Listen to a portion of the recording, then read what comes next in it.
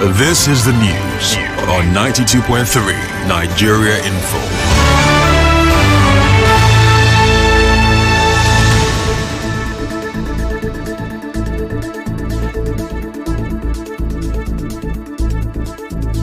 Good morning. It's August Thursday, 21st, 2025. Mental health is real. Seek help and the stigma. On the news this morning, stakeholders set agenda for Governor Fubara as end of emergency rule draws near. CLO sues Rivers government and sole administrator over unreversed actions. RISIAC chairman charges election observers on transparency. Controversy rages over Nigeria's empty booth at Tokyo International Conference. And on the foreign scene, Israel confirms start of first stages of assault on Gaza City. Details of these and more after this break.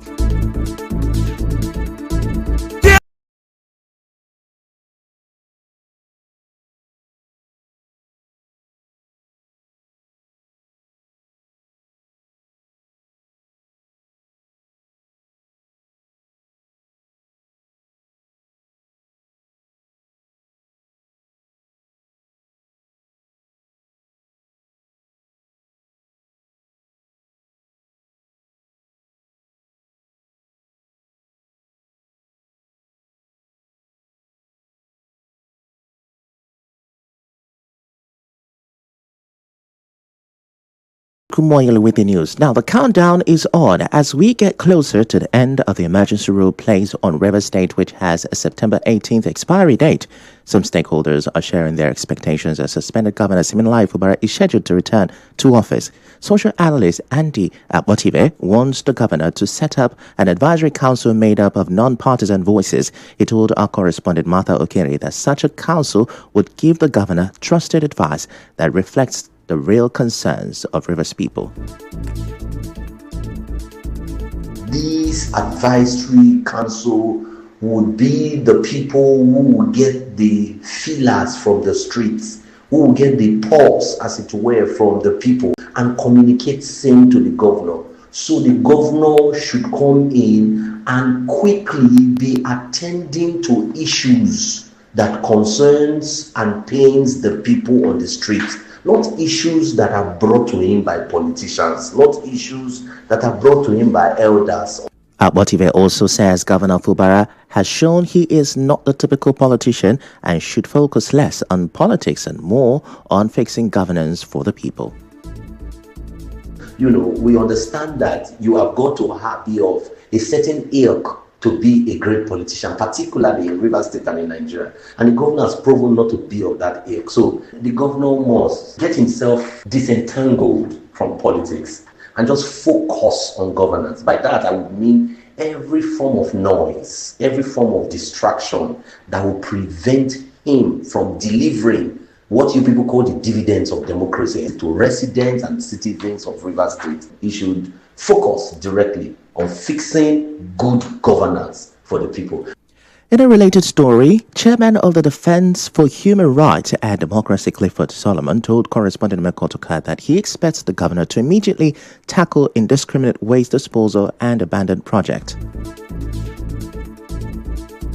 Upon the return of the governor, we expect that the health of Rivers people should take prominence. Rivers State is so filthy, Port Harcourt is so dirty, the air they breathe is polluted, and we want the contract like the Trans-Calabar Ring Road, the Port Harcourt Ring Road, and the construction of Guguma, Tema, Degema, Abonima Road to be completed almost immediately. Whatever that has been holding that contract since the coming of the sole administrator should immediately commence with upon the return of the governor. Then we want security to improve in the state. Solomon also wants the governor to create jobs for young people and address insecurity in the state. We want a situation where employment generation will immediately kickstart. The youth are jobless, youth are not employed, and we want meaningful engagement of the youth. And also, we want peace, absolute real peace. All the political gladiators should close ranks since they said they have reunited. They should reunite and face proper governance. Rights activist Charles Jaja says Governor Fubara should revisit his agricultural policy to boost food production and also strengthen healthcare delivery. He must deliberately, look into those policies that are going to encourage people to return to farms and do some sort of agric for themselves. Because if you are going to say you want to revitalize the government-owned fungi farm and all that, it will take quite some time. And I know how government in Nigeria is run. Some persons can come and abandon that particular aspect. Meanwhile, for the current occupant of the River State Government House, Vice Admiral Ibokete Ibas, retired, he has some adversities to face. Now, the Civil Liberties Organization in River State says it has sued the women over their failure to reverse some of the group. Sonny Dada told correspondent that the lawsuit followed the aspiration of the government. He says part of their objective is for the court to determine the Republic of Nigeria. We said we need a legal interpretation. Let the courts make a pronouncement on this. Let us know whether Mr. Abbas is within his rights or whether he has the legal authority to constitute the reset board in the manner he has done. If RISEC has the authority, serially violates provisions of the Electoral Act and even the Constitution. Dada explains that their intention is to correct some of the actions already taken by the sole administrator. The Civil Liberties Organization, in keeping to our earlier ultimatum, as at yesterday, we have commenced litigation process. Today, tomorrow, we'll be concluding the process. We made it very clear when we did our briefing, our interests is to see a river state that is governed in line with constitutional provisions. We're tired of the several illegalities that we wake up to see every day. There is so much disregard for the rule of law. The only weapon we have right now is the law court. Now recall that the CLO had earlier threatened court action if some of the appointments made by the sole administrator were not reversed, arguing they breached existing laws.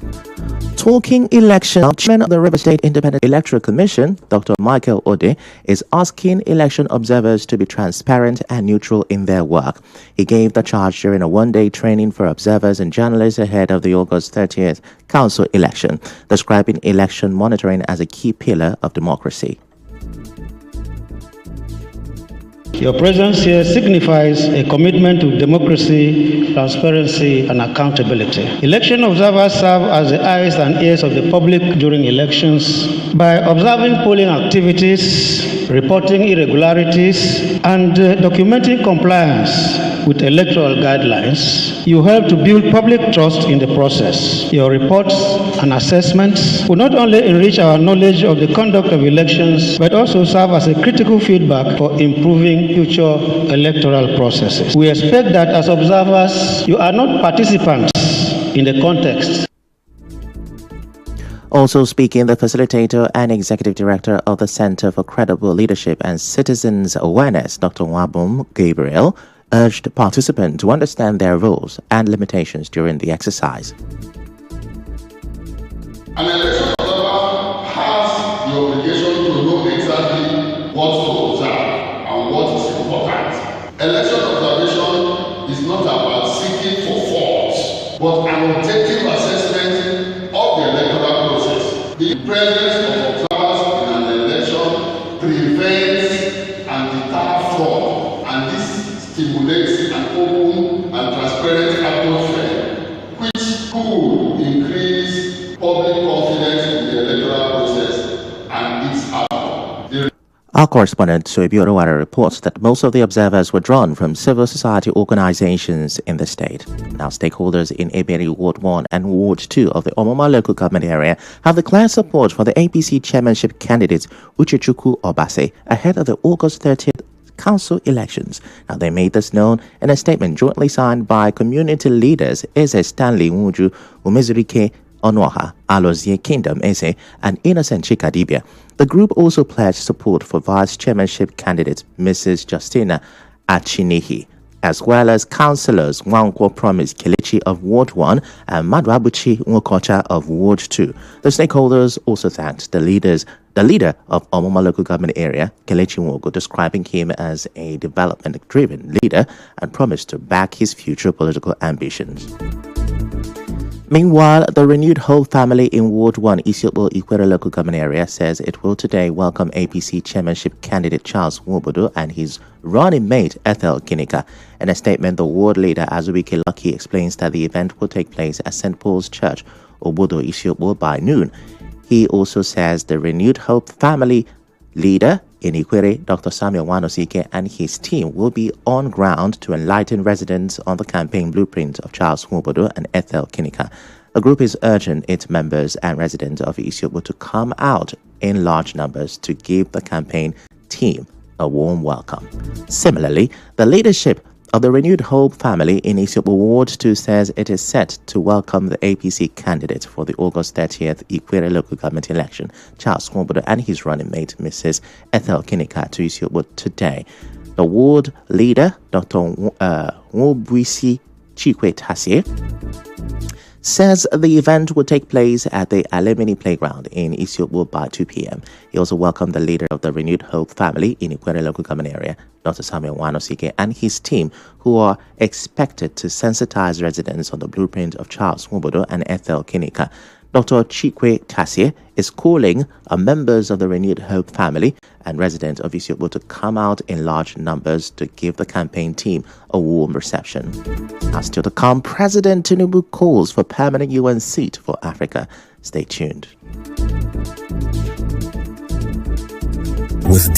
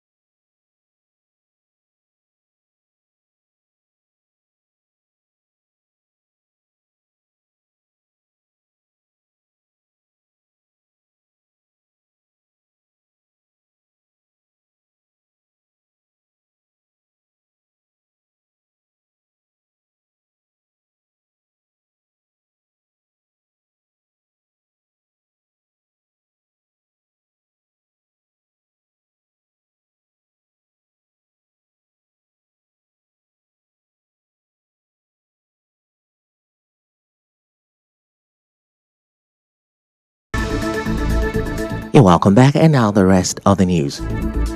President Bola Tinubu is calling for reforms at the United Nations to give Africa permanent representation on the Security Council. Speaking at the Tokyo International Conference on African Development in Japan, President Tinubu says Africa deserves 2 permanent seats with full privileges, as well as more non-permanent seat. He insists Africa's demand for fair and equal representation at the UN Security Council is both just and long overdue. Meanwhile, the controversy raging over Nigeria's empty and unmanned booth at the event is not going away. Opposition leader Peter Obi says the empty Nigerian booths at the ongoing Tokyo International Conference in Japan are a clear embarrassment and a reflection of the government's empty promises over the past 2 years. He argues that even the defense put forward by the government that it wanted more strategic engagement is nothing more than another tired excuse Nigerians have heard before. According to him, those empty booths are not just about a diplomatic failure, but a symbol of the hollow governance and suffering citizens continue to face. Peter Obi insists that just as the booths stood empty in Japan, the lives of millions of Nigerians remain empty of hope, relief, and the progress they were promised. I'm back here in River State. The Economic and Financial Crimes Commission says its operatives in Port Harcourt have arrested 36 suspected internet fraudsters. The FCC explains that the suspects were picked up on Tuesday in a sting operation at different locations across the city. It says this follows intelligence on their alleged involvement in online fraud. According to the agency, items recovered include several exotic cars, a Q-Link motorcycle, phones and laptops containing what it describes as incriminating documents. The FCC says the suspect will be charged to court once investigations are completed. Away from that, the chairman of the River State Local Government Service Commission, Israel Amadi, has ordered all council workers who have been transferred to fully hand over their duties. He gave the directive during a visit to the Emoha Local Government Council, where he expressed displeasure over staff who refused to hand over to their juniors. Amadi also announced that training program for workers are now suspended, citing poor commitment and lack of seriousness. I'm not patient again. Somebody is a director. You say you want to be HPM. Somebody is HPM. You say you want to be HLGA. Somebody is HLGA. You say you want to be financial controller. From financial, you want to be treasurer, DFA. You don't even look at your qualification. This is the problem facing this commission now. How do we move like that? Let me make this call. Hand over for all those who have been duly moved or transferred or whatever name we have called it. Hand over. So that those on level 14, those on level 13, 15 can also grow. However, the sole administrator of Emoha Council, Franklin Ajewo, commended the workers and urged the commission chairman to acknowledge their contributions. Emoha local government is a very hospitable place. My workers are all there on ground, very active workers. Very, very sure that you have a lot of good things to tell your workers. We are lucky here in Emoha. We have very hard-working staff. They come to work regularly. Like, you see, when I get the remarks, local government workers don't go to work. I've come to Emoha to see that it is not the same. They put in their best. So I would want us to also encourage them. Those who do, in service. Those who work hard, give them commendation.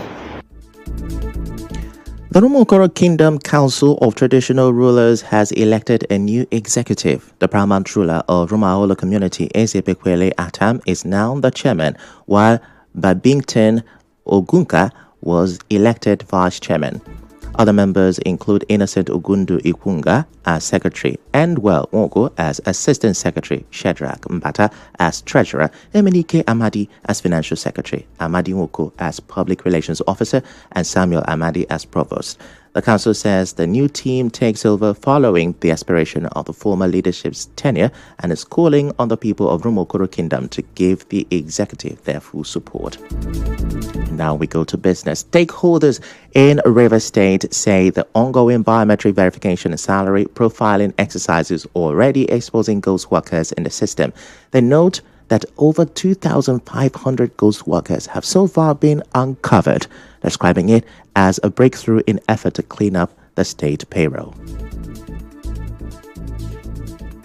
From reliable findings and observation, over 2,500 ghost workers has been detected. This revelation signifies a massive breakthrough in effort to sanitize the payroll structure and reclaim state funds that have been long siphoned through fraudulent means. We believe that as the exercise continues, these figures are likely to rise significantly, further exposing entrenched malpractices. Now, while commending the government for the initiative, the group is also appealing for more support and flexibility for elderly pensioners taking part in the exercise. They want the suspended governor upon resumption to ensure the exercise is fully implemented to safeguard the state's finances. As patriotic citizens and advocates of good governance, we call on residents and stakeholders in Rivers State to support this process wholeheartedly and to look beyond political sentiment. The issue at stake is the integrity of our public service and the efficient use of our collective resources. Finally, we urge the suspended governor upon resumption to prioritize the continuation and implementation of this biometric verification exercise. And now, we'll bring you news from around the world. The Israeli military says it has started preliminary actions for a planned ground offensive aimed at capturing and occupying all of Gaza City. A spokesman says troops are already operating in the Zaytoun and Jabalia areas to prepare for the operation, which was approved by Defense Minister Israel Katz and will be presented to the Security Cabinet this week. The military is also calling up about 60,000 reservists from the start of September to free up active duty soldiers for the offensive, but Hamas is accusing Israel of blocking a possible ceasefire deal in order to continue what it calls a brutal war against innocent civilians.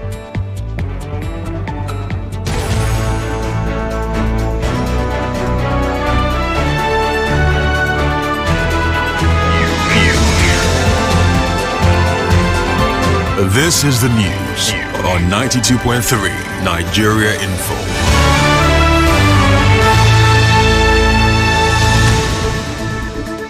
Now that is the news for this hour. Before we go, here are the headlines we brought you once again. We brought you various expectations from stakeholders for Governor Fubara as the end of emergency rule draws near. You also heard that the CLO has sued the Rivers government and sole administrator over unreversed actions. And we reported that RISIAC chairman has charged election observers on transparency. The news was edited by Ufoma Ebamono. To reach the news team, send an SMS or WhatsApp to 0808-721-7215. I am Ifechukwu Muonyili. Many thanks for listening.